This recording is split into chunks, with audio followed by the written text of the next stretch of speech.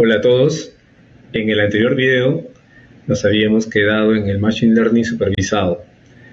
Ya habíamos visto lo que era el ejemplo del promedio, ¿no? Cómo pudimos obtener el precio promedio de una casita, dado que teníamos el precio de otras dos, una por debajo y una por encima de las características de la casa que queríamos estimar. Y ahora lo que vamos a ver es la regresión lineal o análisis de regresión. Lo que tenemos aquí en pantalla es la línea de regresión, ¿sí? Estos puntitos negros son justamente los valores, los valores observados, los datos de información que tengamos, y estos E1, E2, E3 son los errores. ¿Por qué les llamamos errores? Los errores respecto a la ecuación de la recta. Cuando hacemos análisis de regresión o regresión lineal, lo que estamos haciendo es crear una recta, la que más se aproxime a la tendencia de este conjunto de puntos, este conjunto de valores, de datos, y calculamos la distancia de cada uno de estos puntos a esa recta. Por ejemplo, vemos que los de amarillo, error 1, error 3, error 4 y error 9, nos han salido por encima, o están por encima de la recta, ¿sí? O la recta está por debajo de ellos. Y los errores, el error 2, el error 6, el error 7, están por debajo de la recta. O sea, la estimación nos va a salir un poquito mayor a sus valores propios, ¿no? En cambio, los errores 5, 8 y 10 sí son errores que justamente coincidieron con la recta. Están en la misma recta, entonces ahí el error es 0. Los que están de azul, error 5, error 8, error 10, su error es 0. Para poder entender mejor lo que es la regresión lineal, lo que voy a hacer es crear un caso, ¿sí? En este caso digo, sean dos variables, y y x, simplemente la letra y digo que es ingresos en una clínica, ¿ya? El dinero que entra en una clínica. Y la variable x le llamo a la cantidad de atenciones en la clínica. O sea, para no tener que escribir cantidad de atenciones en la clínica, en vez de escribir todo eso, simplemente digo x. X vale eso, x es eso.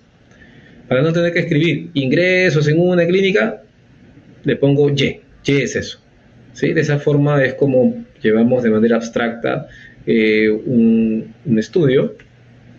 ¿Y qué se cumple en un análisis de regresión? En este caso, regresión lineal simple. Que la variable y, ingresos en una clínica, está en función de la cantidad de atenciones en la clínica, que este es x. ¿Y por qué está por un a y más un b? Esa es la forma de la ecuación de una recta, esta recta de rojo, de color rojo, la recta, si recordamos matemáticas, ¿sí? La ecuación de una recta es así, ax más b.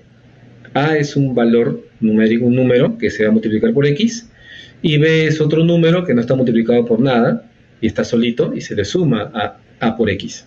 X es la cantidad de atenciones en la clínica, y y es el ingreso en una clínica. Entonces aquí, los ingresos en una clínica, que es y, vamos a ver qué ecuación matemática se da para la cantidad de atenciones en la clínica. ¿A cuánto le tendremos que multiplicar a la cantidad de atenciones en la clínica y sumar para que esa ecuación se aproxime mucho a los ingresos en una clínica que le estamos llamando y? ¿Sí? Entonces, vamos a ver un ejemplo.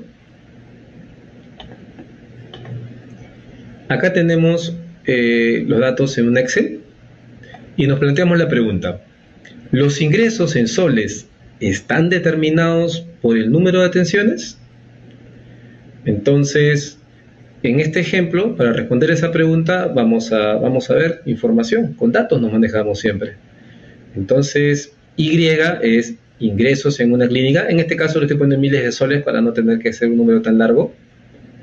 Y X, que está de verde, es el número de atenciones en la clínica. Y la unidad de análisis, que es muy importante, ¿qué cosa estoy analizando? Porque decimos unidad de análisis, en la clínica 1 hasta la clínica 35. Entonces aquí en este ejemplo estoy colocando 35 clínicas, pónganse que esta es la clínica San Judas Tadeo, esta es la clínica Jesús el Nazareno y así sucesivamente. Cada una es una clínica, pero en vez de ponerle nombre, para no complejizarlo, le pone solamente un número, clínica 1, clínica 2, cada una es una clínica. Y la clínica 1, por ejemplo, tuvo de ingresos 96.000 soles y Esos 96.000 soles fueron otorgados gracias a que realizó 190 atenciones. X, puede ser atenciones hospitalarias, ambulatorias, ahí se ha metido farmacia, procedimientos, rayos X, entre otras cosas, ¿no? Solamente sé que fueron 190 atenciones. Para la clínica 2, los ingresos fueron 98.000 soles, pero esta tuvo que hacer un mayor esfuerzo, 330 atenciones, ¿no? Puede ser que sea otro mercado, puede ser que tenga otras características, qué sé yo. Y la clínica 3 ganó 53.000 soles y la cantidad de atenciones que realizó fue de 110. Y así sucesivamente, hasta la clínica 35, cuyos ingresos fueron de 52.000 soles y para ello tuvo que realizar 170 atenciones. ¿Está bien? Esta es la data, los datos de 35 clínicas, de sus ingresos y la cantidad de atenciones que realizaron. Entonces la hipótesis es, estos ingresos que están aquí en esta columna, que tiene el título rojo, ¿están determinados por el número de atenciones? Vamos a responder. Aplicamos un análisis de regresión, ¿sí? Eso el Excel también lo hace, y muchos otros programas más sofisticados, pero que son cálculos matemáticos que permiten calcular, valga la redundancia, esta ecuación, una ecuación matemática. En este caso, para no hacer complejo el curso, vamos a mostrar directamente los resultados, porque este no es un curso de ciencia de datos específicamente, ¿no? Entonces, en el análisis de regresión, a manera así general, súper general, pero hay una serie de supuestos que deben cumplirse, el coeficiente llamado Durbin-Watson, heteroscedasticidad y una serie de supuestos estadísticos muy importantes que tienen que cumplirse en la información para que pueda aplicarse. Aquí, en este ejemplo práctico, porque es didáctico básicamente, estamos asumiendo que todos esos requisitos estadísticos, se han cumplido, ¿sí? Entonces, al hacer el modelamiento matemático, tenemos que un indicador importante que se llama coeficiente de determinación R cuadrado nos da el valor de 0.53. ¿Qué significa esto? 53%, ¿no? O sea, el 53% de las personas, de la variabilidad de estas clínicas, está siendo explicado por estas variables, ¿sí? O sea, la variable, en este caso, que depende, se le llama variable dependiente, es Y, los ingresos. Y la variable independiente, que es la que explica, también le llaman variable regresora, es el número de atenciones. Entonces estamos diciendo que el número de atenciones, ¿sí? X, explica la variabilidad del 53% de la variable Y, que es la variable dependiente, los ingresos en una clínica. Así se traduce este coeficiente de determinación. Tenemos un 53% de la variabilidad de los ingresos en una clínica explicados por el número de atenciones de la misma, ¿sí? Que es bastante, es más del 50%. Estadísticamente lo ideal hubiese sido que sea 70% o por encima de 70%, pero con 53 sí podemos decir que sí explica. Entonces, directamente decimos que la respuesta es que ¿están determinados? Sí, sí están determinados. Hay una cantidad, ¿sí? No es alta, no es tan alta tampoco, pero tampoco es baja. Si está por debajo del 30%, eso sí no sería, ¿no? Y para lograr esto, tenemos otros indicadores aquí, pero vámonos de frente, como les comenté, a los coeficientes, porque les había comentado que tenemos una formulita, esta formulita de aquí, de la recta, del análisis de regresión. Y, que es la variable dependiente, en este caso ingresos de las clínicas, es igual a algo, A, por la cantidad de atenciones que es X, que le hemos llamado X, más otra cosa, B, que son números.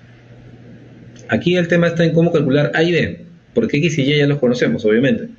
Entonces, mediante esta matemática, esta estadística, directamente el software, en este caso el Excel, nos ha calculado que el coeficiente es este numerito. Este A es el coeficiente. Este B se le llama un coeficiente especial, término independiente, ¿no? O también le llama intersección.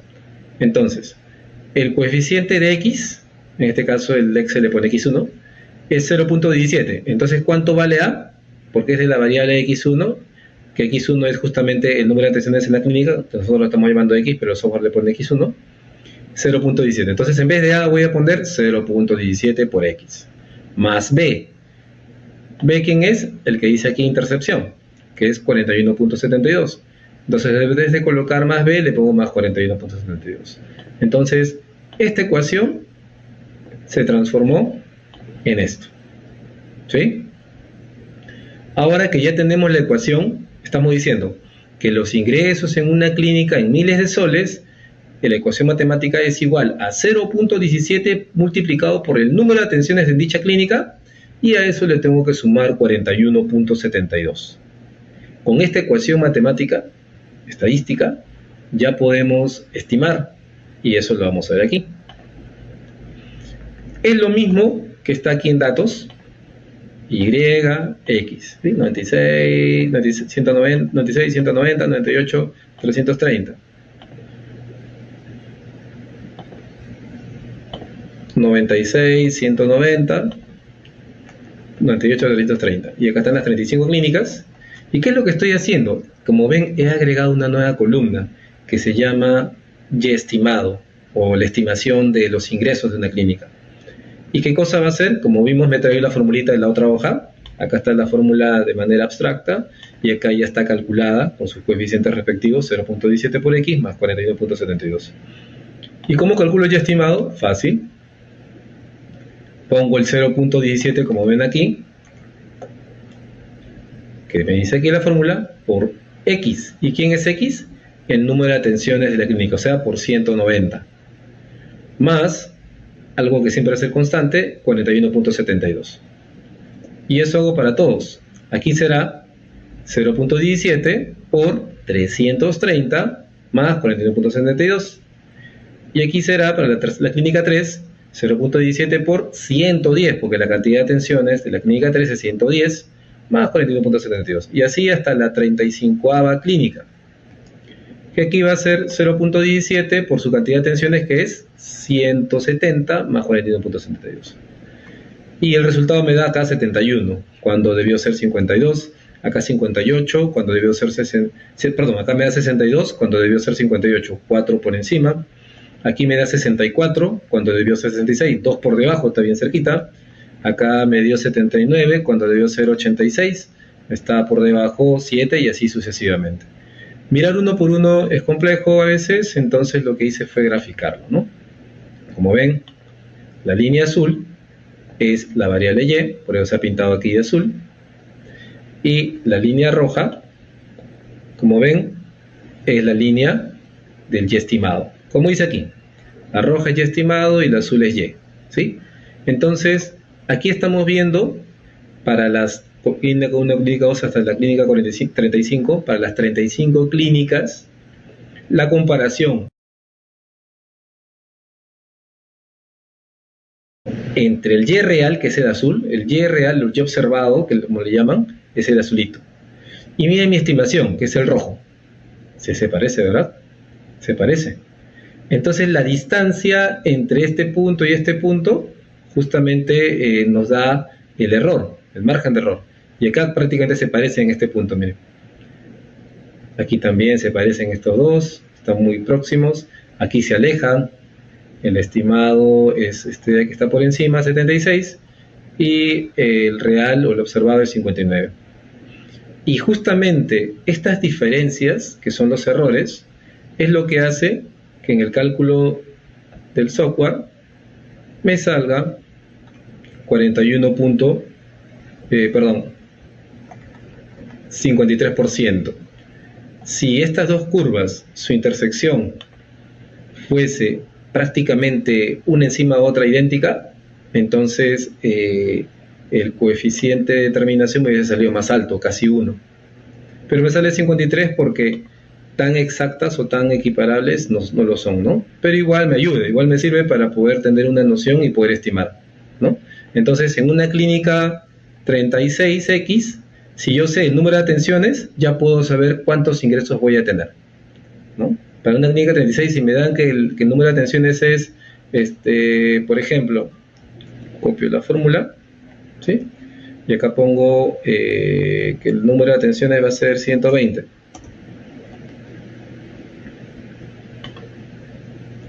Sin saber los ingresos de esa clínica, yo puedo decir que va a ser 62.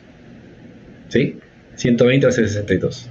Y si le pongo 170, va a ser como vamos acá arriba, 71. 169 va a ser 70. ¿Se dan cuenta? Entonces, esa es la forma como estimamos. Para eso nos sirve el análisis de regresión. Pero es muy importante recalcar que el análisis de regresión necesita una validación, un cumplimiento de supuestos que son requisitos para que esta metodología funcione. Aquí no he querido complejizar mucho el análisis, básicamente es para que puedan entender qué es un análisis de regresión y cómo se calcula en una herramienta tan sencilla como es el Excel. Porque esto se podría hacer en lenguajes más complejos, más estadísticos, más de ciencia de datos. Pero he tratado de ser más simple el entendimiento, ¿no? Entonces, con eso ya tienen claro lo que es el análisis de regresión. Ya sabemos esta ecuación. Ahora pasamos, también existe la regresión no lineal. ¿Qué cosa es no lineal? Cuando los puntitos tienen una forma que no es como una línea, ¿sí? Entonces hacemos una cúbica. Esta se parece a una ecuación cúbica que tiene esta forma, miren, la fórmula ya cambió. La recta es esta, AX más B, que ya la vimos, ¿sí? Tienen una tendencia lineal estos puntitos, ya AX más B. Cuando es cúbica, es esta. Cuando es de esta forma, como una sonrisa, es cuadrática y tiene esta forma. Acá tenemos que calcular C, B, A y la misma variable X al cuadrado y acá sí. Es matemáticas, ¿sí? Entonces quería mostrarles que también existen regresiones no lineales que le llaman polinomiales, que es cuando el grupo de datos observados o datos reales tienen una forma distinta a una línea, no tienen una tendencia lineal. Entonces, si yo aquí aplico una línea, les aseguro que el coeficiente de terminación que les mostré hace un momento me va a salir muy bajo, me va a salir por debajo de 0.3. Si acá también pongo una línea, va a funcionar para esto, pero no para esto. Todo esto se va a escapar y va a hacer que mi coeficiente de terminación sea muy bajito, por debajo de 0.3 seguramente. Luego tenemos el Machine Learning supervisado, probabilidad. ¿Qué es una probabilidad? Por ejemplo, ¿cómo saber si un correo es spam? A ver, ¿cómo sabemos que un correo es spam? Tenemos esta cantidad de correos. Bueno, fácil. Normalmente lo que se hace es buscar en el contenido del correo palabras clave. Por ejemplo, ¿qué correos tienen aquí la palabra ganaste? Porque cuando nos quieren mandar un spam con virus para que hagamos clic, siempre van a tratar de llamar nuestra atención y mira, ganaste dinero, que esto, que lo otro, una lotería internacional, $1 millón y hazle clic aquí, ¿no? Esos son también los correos spam. Entonces, lo que hace esta lógica es buscar qué correos tienen la palabra spam, la palabra ganaste, discúlpenme. Pero previamente aquí ya estamos etiquetados. Ya sabemos que este 4 por 5, 20, 21, estos 21 correos ya sabemos previamente que son spam. Y toda esta diferencia no son spam. ¿Está bien? Ya sabemos a priori esto. Están etiquetados así. Y ahora vamos a analizar. A ver, spam y no spam. ¿Quién tiene más la palabra ganaste? ¿Los que dicen spam o los que no dicen spam? ¿O los que no fueron detectados como spam? Observemos.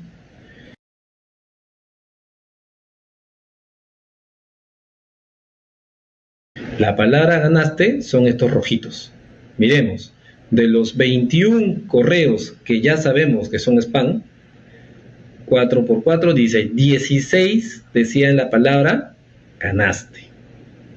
Mientras que del resto que no fueron detectados como spam, que ya sabíamos que no eran spam, pues ya analizamos uno por uno, solamente 4 tenían la palabra ganaste, porque también puede ser, ¿no? El banco te dice ganaste, una tarjeta de crédito ganaste, ¿no? Qué sé yo, ¿no? Ahora puede darse así. Entonces, pero no es lo que predomina. O sea, en el grupo de los que no son spam, no predomina la palabra ganaste. Solamente en 4 había la palabra ganaste. Pero en los que sí son spam, predominan aquellos correos que tienen la palabra ganaste. Entonces, ahí viene la probabilidad. Juntamos, ¿no?, los correos que sabemos que tienen la palabra ganaste, que sí son spam, que son estos 16, y juntamos estos 4 que tienen la palabra ganaste, que sabemos que no son spam, ¿sí? Los hemos llevado aquí. ¿Y cuál es la probabilidad de que un correo que contenga la palabra ganaste sea spam? Sencillo. 16 correos porque estos 16 sí eran spam, ¿sí? Sí eran spam, como lo vimos en la anterior diapositiva. ¿De cuántos? De 20, porque 16 más 4 es 20, que tenían la palabra ganaste.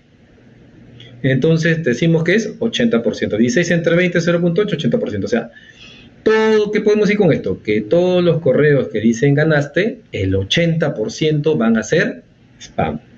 Y un 20%, la diferencia, no serán spam.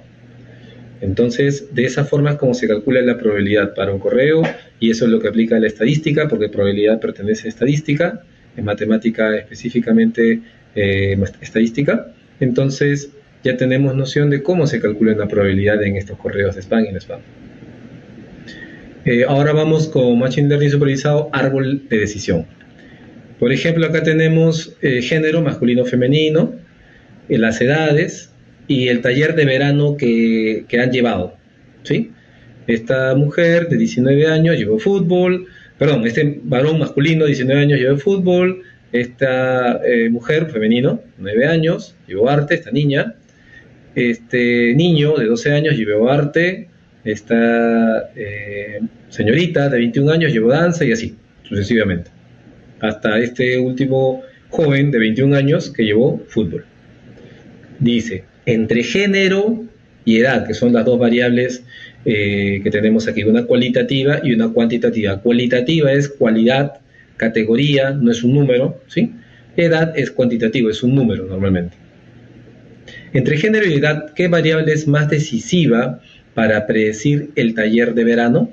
O sea, si yo sé el género y la edad, ¿podré saber a qué taller de verano va a querer estar? ¿Y puedo ofrecerle alguna promoción sobre eso? Veamos. Lo primero es analizar. Miren, todos los que dijeron arte son niños. Y la mayoría femeninos y un niño no masculino. Pero miren, y todos los que son jóvenes o jovencitas, 21, 20, 22, 21, 19, dijeron no arte, o sea, fútbol o danza. Ah, interesante. Entonces podríamos dar un umbral, ¿no? Podríamos decir que los menores de 12 años tal vez, o menores iguales a 12 años, o mayores mayores a 12, ¿no? Como punto de quiebre. Y eso es lo que hacemos, ¿no? Hemos extraído, hemos sacado a todos los que tenían arte como taller de verano, y nos damos cuenta que sí, efectivamente, todos los que el taller de verano no es arte, están relacionados, no pueden estar relacionados. Por ejemplo, la edad, mayores o iguales de 19 y menores de 19. Lo que tienen menores de 19, ¿qué pidieron? Arte. Eso ya lo vimos hace un momento, que son los que he puesto acá en plomo. Todos estos plomitos son los que tienen menos de 19 años, que eligieron arte. Este es mi arbolito, tiene una forma de arbolito, por eso se llama árbol de decisión. Y lo que me queda, que son estos de aquí, mayores o iguales a 19 en edad, algo que determina qué sean es el género. Miren, femeninos, las señoritas, danza, y masculinos, los jóvenes, fútbol. Entonces, el género sí en este caso está determinando el taller de verano que desean. Entonces, el género, si es femenino, hay una mayor probabilidad que sea danza, y si es masculino, fútbol. Entonces, el árbol de decisión sí me permitió hacer una clasificación, ¿no? Ahora vamos con el clustering K-means o K-medias. Es un machine learning no supervisado. Ya vimos hasta aquí llegamos con el supervisado y aquí el no supervisado. Clustering K-means o K-medias. Bueno, ahí está. Clustering K-means o K-medias. ¿En qué consiste? Tenemos tres grupos. Aquí ya estamos viendo que todos estos puntitos están juntitos, aquí también, aquí también. Claramente podemos notar que hay tres grupos. Pero vamos a ver cómo la metodología Clustering K-means logra hacer ese cambio. Entonces, ¿qué hace el K-means? Lo primero que hace es calcular un valor, ¿sí? Valor X, un promedio, y lo pone en algún punto. Acá el azul, acá el promedio rojo y acá el promedio de los que son amarillos, ¿sí? Luego de ello, empieza a pintar. ¿Por qué? Porque como este es el promedio de este grupo de rojos, pero sé que están separados, ¿no? Acá también el amarillo, pero aquí hay una separación. Sí, pero K-means consiste en eso. Primero da centroides, le llaman centroides, son como puntos, centros de masa, son como puntos, como promedios en realidad, ¿sí? Pues se llama means, de medios, de promedios, en algún lugar específico, y luego de ahí empieza la máquina a calcular. Ah, ya, el promedio de todo esto es aquí, ya, vamos a ver cuántas son las distancias. Si las distancias son muy grandes, va recalculando, recalculando. Conforme va recalculando, el promedio que representa cada grupo se va colocando en el centro, por eso le llaman centroides, miren. Aquí, por ejemplo, ya avanzó un poco. Partió, este es el punto inicial de estos centroides, muy alejados de la realidad. Luego, acá ya hizo varios cálculos, ¿sí? Consecutivos, y vemos que el amarillo ya se está posicionando en los grupos de aquí de amarillo, el rojito también ha bajado un poco, y el azulito ya se metió. Si vemos, el azul estaba aquí, se metió, el rojo estaba acá arriba y abajo, y aquí empieza el primer grupo. Entonces, primer grupo, segundo grupo, tercer grupo. Luego de varias iteraciones, ¿qué va a pasar? Lo que va a pasar, primero, ¿qué es una iteración? Es repetir varias veces un proceso con la intención de alcanzar una meta deseada, ¿no? Eso es iterar. Iterar es una vez, dos veces, 100 iteraciones, 100 veces calculé. 30 iteraciones, 30 veces repetí un proceso. Esa es una iteración. Y se llega a la convergencia. Vieron que los estrellitas que son los centroides estaban por aquí, por aquí y por aquí. Luego pasaron aquí y se fueron acercando. Y a través de esta técnica Clustering K-means, finalmente los centroides llegan a un lugar donde plenamente se ve que hay un grupo azul. Este otro centroide se ve que hay un grupo rojo. Y este otro centroide nos delimita que hay un grupo amarillo. Y llegamos a los tres grupos que al inicio habíamos visto. Entonces, mediante la técnica Clustering K-means, que es no supervisado, porque acá no tenemos ninguna etiqueta, va reconociendo grupos que se parecen, que hay distancias mínimas, los agrupa. Entonces, esta técnica Clustering K-means, como dice clustering, es justamente grupos, ¿no? Esto te sirve para clasificar. Este Machine Learning no supervisado nos sirve para clasificar. Bueno, con esto hemos terminado el primer tema del módulo 2. Les invito a que puedan ver el siguiente video que se llama Introducción a las redes neuronales. Bastante importante, ¿no? Es propio de la inteligencia artificial, en el cual vamos a ver cómo estas redes neuronales artificiales emulan el cerebro humano, es una combinación de ciencia informática, estadística y resuelve problemas comunes, ¿no?, en el campo tecnológico de este tipo. Entonces, nuevamente les lanzo la invitación, los espero en el próximo video. Cuídense.